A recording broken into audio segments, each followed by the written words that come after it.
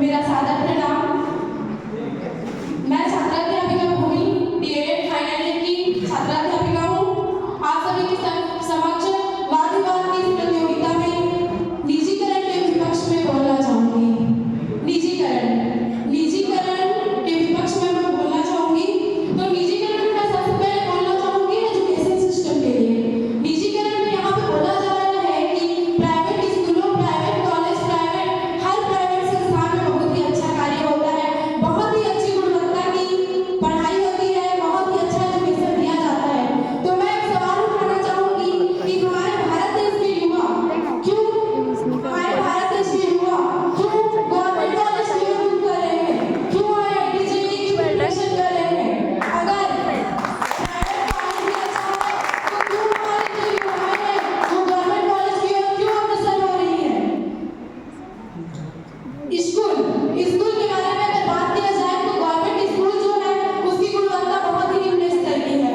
मैं भी एक गवर्नमेंट स्कूल की छात्रा रही हूँ, गवर्नमेंट स्कूल की छात्रा रही हूँ। मुझे इस बात से कोई संदेह नहीं है कि हमारे भारत की जो स्कूल सिस्टम है उसकी जो व्यवस्था है बहुत ही खराब है, परंतु ये हमारे सरकार की नाकामी को दर्शाता है। सरकार अगर एजुकेशन सिस्टम में फेल है तो इसका अर्थ ये नहीं कि हम निजीकरण की ओर चले